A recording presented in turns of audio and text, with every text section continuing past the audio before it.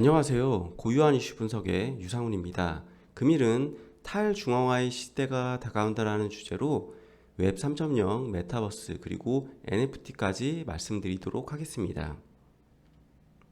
먼저 웹 1.0의 시대는 인터넷이 처음 등장한 이후 인터넷은 단순히 정보를 일방적으로 제공하는 수단에 불과했습니다. 유저들은 단순히 읽기만 가능했던 거죠. 이후 웹 2.0의 시대는 참여, 공유, 개방의 플랫폼을 기반으로 사용자가 직접 정보를 생산하면서 쌍방향으로 소통할 수 있게 되었습니다. 이때 개인정보를 데이터화하여 플랫폼 업체는 상당히 중요한 자산을 확보하게 되는데요. 그런데 이 개인정보 데이터를 중앙화된 서버에 저장을 하다 보니 개인정보 보호에 상당히 취약하고 특히 이 개인정보로 인한 수익을 플랫폼 업체가 독점한다는 부분이 상당히 문제가 되었습니다. 이후 웹 3.0 시대에는 탈중앙화된 블록체인 시스템을 기반으로 데이터는 암호화하고 분산화되어 저장을 하고 사용자가 콘텐츠를 직접 생산뿐만 아니라 소유할 수 있게 되면서 사용자가 이익을 수취하는 주체가 되는 시대입니다. 웹 3.0 시대를 가장 체감적으로 보여줄 수 있는 서비스가 바로 메타버스인데요. 이 메타버스는 현실을 초월한 가상세계를 의미합니다. 이렇게 말씀드리면 좀 추상적이기도 하고 좀 뜬구름 잡는 이야기 같을 수도 있는데요. 이미 큰 범주에서 메타버스에 속하는 서비스들을 우리는 활발히 이용하고 있습니다. 먼저 증강현실 같은 경우는 현실의 이미지에 2D 또는 3D의 이미지를 겹쳐 상호작용을 하는 서비스인데요. 대표적인 예로는 이케아의 플레이스 앱처럼 빈 방을 카메라로 비치면 사이즈를 측정하여 가구를 배치할 수 있게 도와주는 서비스입니다. 그리고 라이프 로깅은 일상적인 경험과 정보를 텍스트, 이미지, 영상으로 기록하는 SNS가 대표적인 예입니다. 그리고 거울 세계는 현실 세계의 모습을 그대로 재현하되 정보 측면을 극대화한 서비스로 구글 어스가 대표적인 예라고 볼 수 있습니다. 그리고 가상 세계는 현실과 비슷한 또는 현실과는 아예 다른 가상 세계에서 유저들은 아바타로 활동하는 서비스입니다. 이렇게 큰 범주에서 메타버스에 속하는 서비스들이 확대되고 있는 상황에서 코로나19가 발생을 하게 됩니다. 코로나19로 인해 언택트 활동들이 온라인 메타버스 서비스 안으로 들어오게 되면서 게임, IT뿐만 아니라 유통, 엔터테인먼트, 교육 등 다양한 산업에서 메타버스 서비스들이 확대되고 있는 상황입니다. 또한 이 P2E 게임과 NFT까지 등장하면서 가상세계 속 경제 생태계가 활성화되며 웹 3.0 시대로의 진입을 용이하게 해주고 있습니다. 향후 산업 전체를 관통할 화두로 떠오른 이 메타버스에 다양한 글로벌 기업들이 투자를 발표하고 있는데요. 글로벌 컨설팅 기업인 PwC는 연간 32.1% 시장이 성장하면서 향후 2030년 1조 5천억 달러까지 메타버스 시장이 성장할 것으로 전망을 하고 있고, 모건 스탠리는 이 메타버스가 게임 플랫폼, SNS, 스트리밍을 모두 대체하며 향후 8조 달러까지 시장이 성장할 것으로 전망을 하고 있습니다. 그렇다면 메타버스에 투자하는 글로벌 기업들을 좀 살펴볼 필요가 있을 것 같습니다. 먼저 메타는 페이스북에서 메타로 사명을 변경할 정도로 상당히 열정적입니다. 애플 iOS의 개인정보 보호 정책 변경으로 사용자의 동의를 얻어야만 개인정보를 활용할 수 있기 때문에 페이스북 같은 경우에는 개인 맞춤 광고를 위해 이 개인정보 데이터를 이용하게 되는데 페이스북 입장에서 상당히 큰 타격을 입었고, 메타 입장에서는 이 iOS에 의존하지 않는 자신들만의 플랫폼을 만들기 위해 어쩔 수 없이 메타버스 사업에 투자한다라고 판단할 수 있습니다. 하지만 페이스북의 MAU 즉 월간 활성화 이용자 수가 30억 명 수준이고 인스타그램의 MAU가 20억 명 수준으로 이런 거대 플랫폼 기업의 메타버스는 상당히 주목할 필요가 있다라고 판단하고 있습니다. 또한 오큘러스 VR 기기를 생산할 수 있는 이 오큘러스까지 인수하면서 하드웨어에 대한 강점까지 보유하고 있습니다. 다음 MS 마이크로소프트는 기존에는 업무용 메타버스에 집중하고 있다고 밝힌 이후에 최근 글로벌 게임 회사인 블리자드를 인수 발표했습니다. 기존에 마이크로소프트는 엑스박스를 통해 콘솔 시장을 양분하고 있었는데 블리자드를 인수하면서 글로벌 IP를 확보하고 게임 산업에서 PC, 모바일까지 산업을 확장할 수 있게 되었습니다. 또한 메타버스가 게임을 통해 본격적으로 구현될 것을 보고 시장 선점 의지가 매우 강한 것으로 판단이 됩니다. 다음 애니모카 브랜즈는 2014년에 설립된 블록체인 관련 유니콘 업체로 다양한 블록체인 기반 게임과 NFT 플랫폼을 운영하고 있습니다.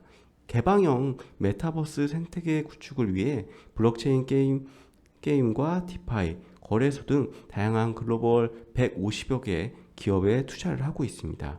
이 애니모카 브랜즈의 생태계 내에서는 협업을 통해 코인 발행부터 게임, 디파이, NFT 거래소까지 모두 한 번에 서비스가 구현이 가능한 장점이 있습니다.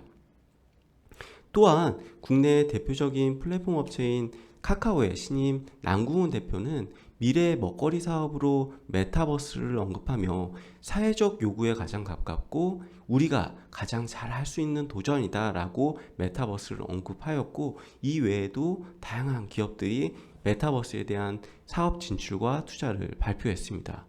그런데 처음에는 많은 개인정보 데이터가 플랫폼 업체에 집중되는 것을 막고 향후 웹 3.0 시대의 메타버스를 말씀드렸는데, 결국 메타버스에 투자하는 기업들이 대부분 플랫폼 업체라는 부분이 좀 아이러니하지 않으신가요?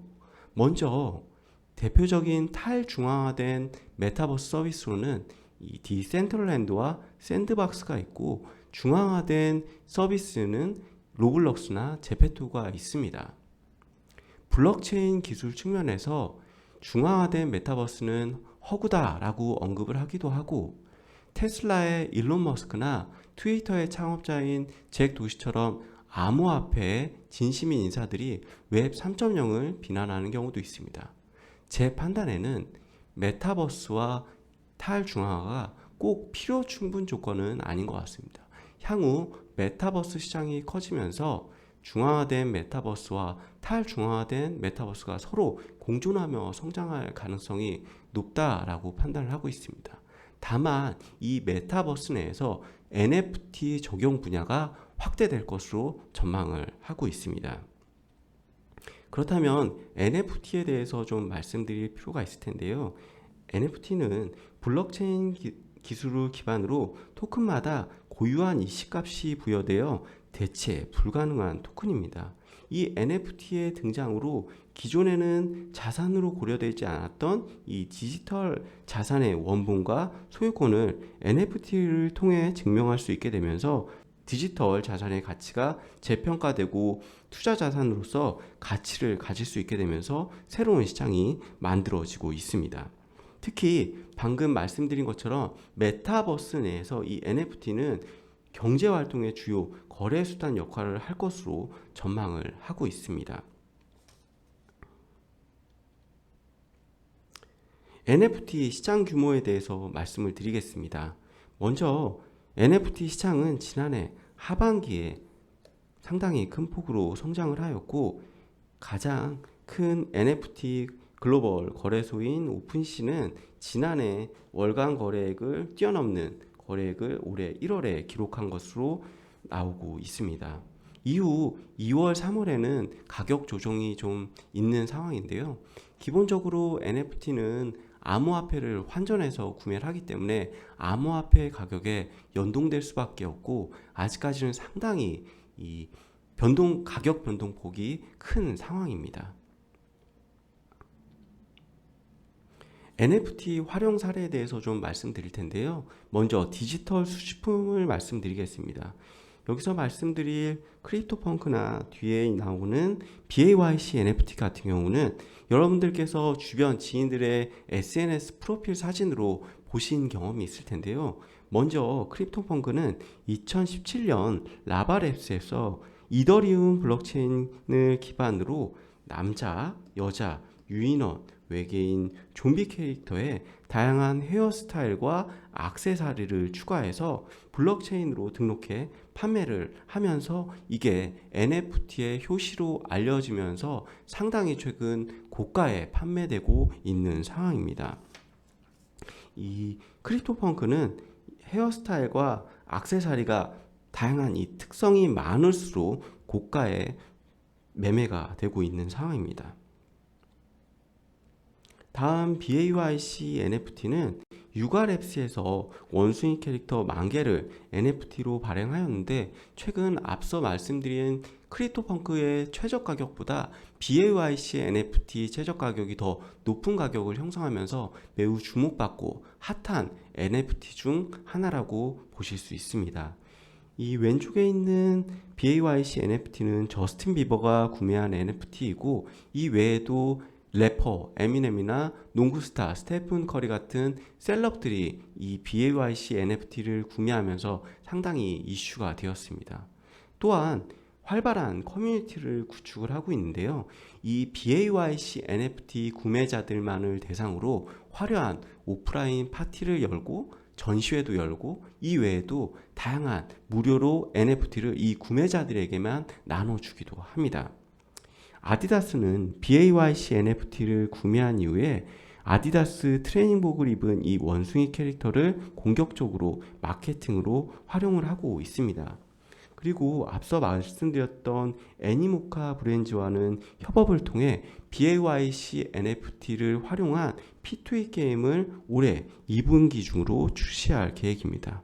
이 게임이 흥행할 경우 향후 BAYC NFT의 가치도 더욱 높아지면서 이런 NFT의 확장성을 통해 NFT 보유 유인을 극대화시키는 전략을 보이고 있습니다. 향후 다양한 NFT들도 이 BAYC 사례를 벤치마크할 가능성이 높은 NFT다라고 판단할 수 있습니다. 다음은 디지털 아트 분야인데요. 2021년 지난해 크리스티의 경매에서 비플의 NFT 작품이 6,930만 달러에 낙찰이 되었습니다.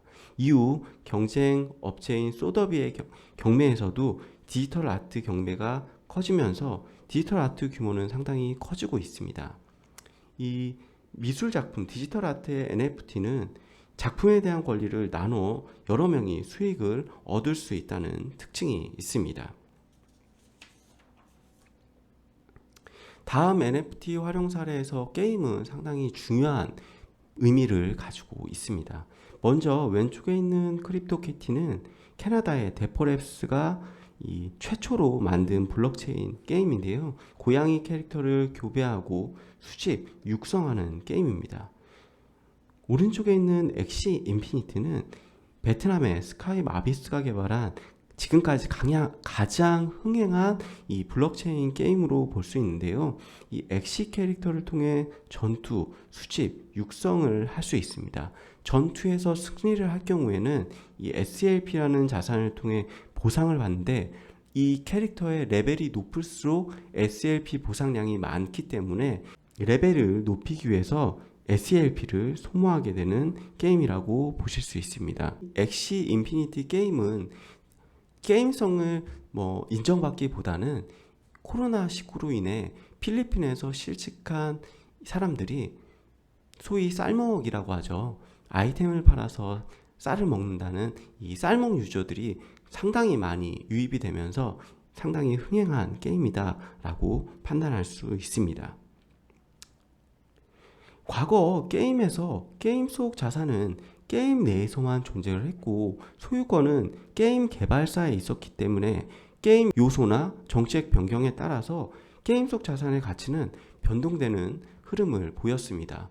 유저들은 이 게임 속 자산을 현실에서 수익화하기 위해서는 과거에는 아이템베이나 아이템매니아와 같은 개인 간 중개 거래 사이트를 통해서 판매를 해왔는데요. 이후 블록체인 기술이 나오면서 게임 속 자산의 소유권은 유저가 소유할 수 있게 되고, 유저는 투자한 시간과 돈으로 얻는 게임 속 자산을 현실의 가치로 환전하기 가능한 게임을 통해 돈을 벌 수 있는 P2E 게임이 등장을 합니다. 지금까지 게임 개발사, 특히 국내 게임 개발사의 비즈니스 모델은 페이 투 윈이 대표적인 사업 모델이었습니다. 이기기 위해 돈을 쓰는 거죠. 그런데 이후 P2E나 P&E 게임이 등장하면서 플랫폼 내에서 발생하는 거래에 대한 수수료를 게임사가 취할 수 있기 때문에 과금 방식을 포기하고 새로운 사업 모델을 확보할 수 있게 되었습니다. P2E나 P&E는 약간은 의미가 다른데요. P2E는 돈을 벌기 위해 게임을 한다라는 의미이고, P&E는 게임도 즐기면서 돈을 번다라는 의미입니다. 결국 성공적인 P2E 게임이 되기 위해서는 게임성을 인정받아야 되기 때문에 결국 P2E 게임은 P&E 형태로 진화될 가능성이 높다라고 판단을 하고 있습니다. 그리고 기존 과금 방식의 사업 모델은 상당히 향후 성장의 한계성이 높다라고 판단을 하고 있습니다. 대부분의 이 과금 방식은 확률형 아이템을 통해서 유저들에게 과금을 유도했는데요. 기존의 유저들이 트럭 시위를 통해 상당히 반대 여론도 컸고, 최근 윤석열 대통령 당선자는 이 게임 내 확률형 아이템의 정보를 완전히 공개하겠다고 공약으로 내걸면서 향후 이 과금 방식에 대한 부분은 성장성의 한계가 높다라고 판단을 하고 있습니다. 다만 현재 국내에서는 법률적인 문제로 P2E 게임 출시가 좀 어려운 상황이고, 향후 단기적으로는 이 P2E 게임은 해외 고객들을 대상으로 신작이 지속적으로 출시될 가능성이 높습니다. 다음 NFT 활용 사례에서 스포츠 엔터테인먼트에서처럼 팬덤이 이미 형성된 산업에서는 희소성이 더욱 높은 가치를 받을 수 있습니다. 현재 축구, 농구, 야구 등 다양한 스포츠 스타의 NFT가 발행되어 판매가 가능하고요. 특히 NBA 스타들의 NFT인 NFT 탑샷은 상당히 흥행에 성공하고 있는 상황입니다. 이런 스포츠 스타들의 기존에도 실물 카드가 있었는데요. 그런 이 실물 카드의 가격이 이미 형성되어 있기 때문에, 예를 들어 이 농구 스타 마이클 조던의 은퇴 후 실물 카드가 현재 가치가 어느 정도 되는 것을 보고 르브론 제임스의 NFT가 은퇴 후에 어느 정도 가치가 있을 수 있다라고 전망을 하는 거죠. 그리고 엔터테인먼트에서 이 NFT의 확장성은 상당히 무궁무진하다라고 판단을 하고 있습니다. 특히 K-팝은 이 팬덤 문화가 커뮤니티를 잘 형성이 되어 있고, 음반, 사진, 굿즈, 콘서트 등 상당히 커머스화가 잘 진행되어 있습니다.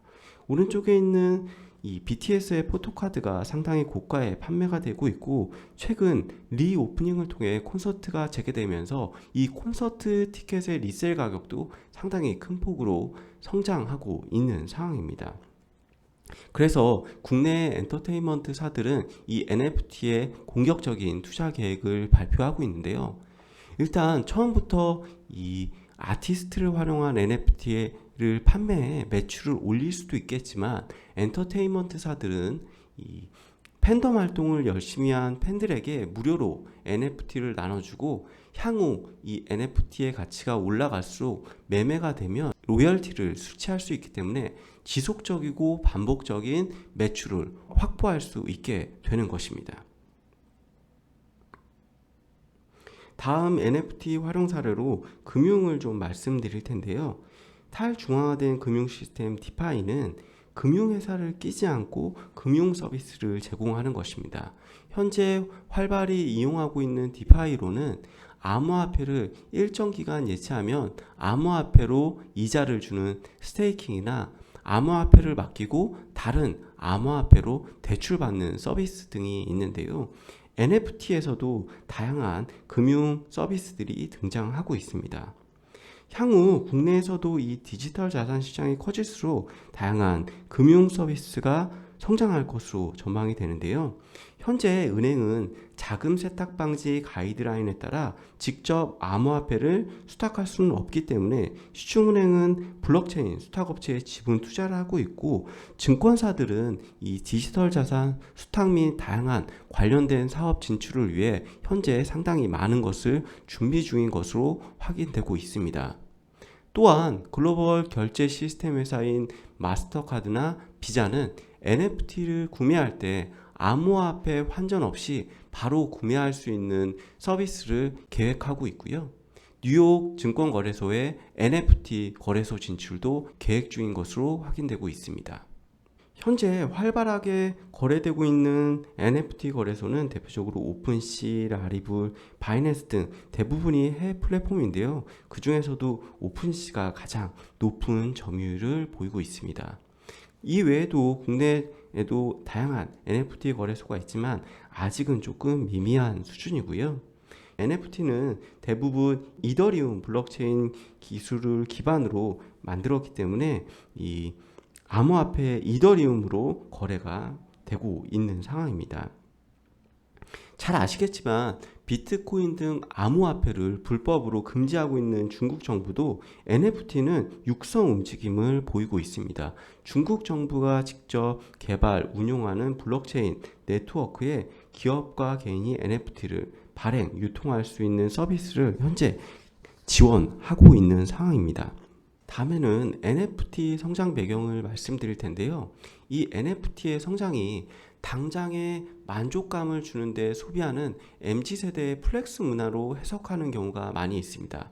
하지만 MZ세대의 끝자락에 겨우 걸쳐있는 저는 절대 아니라고 판단을 하고 있는데요. 기본적으로는 희소한 재화에 대한 소유욕이 발현되는 것은 있지만 이 소유욕만으로 현재 NFT 시장에서 거래되는 천문학적인 금액을 설명하기는 좀 어려운 것 같습니다. 역시 이 NFT의 가치 상승, 향후 이 내가 구매한 NFT가 가치가 오를 것으로 기대하거나 예상을 하기 때문에 이 NFT를 천문학적인 금액을 주고 구매를 하는 것인데요. 최근 의류, 운동화, 명품 등을 중심으로 한 리셀테크와 미술 작품에 투자하는 아트테크와 함께 이 NFT가 기존 재테크의 지형도와 소비 패턴을 바꿔놓고 있다라고 저는 판단하고 있습니다. 리셀테크에서 가장 높은 상승률을 보이는 아이템은 바로 나이키 스니커즈입니다. 10배가 넘는 가격에 거래가 되기도 하는데요.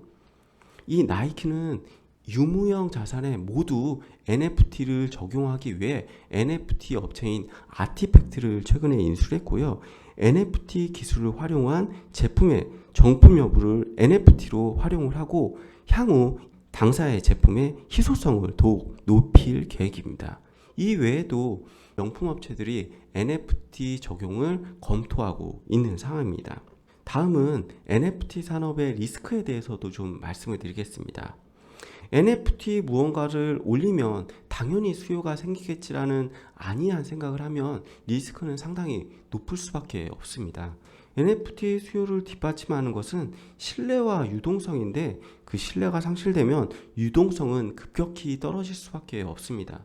또한 디지털화의 한계와 보안사고 등 다양한 기술적 이슈와 사고 리스크가 존재하기 때문에 창작자와 저작권 보호 등 향후 기술적인 과제도 보완될 필요가 있다고 판단하고 있습니다.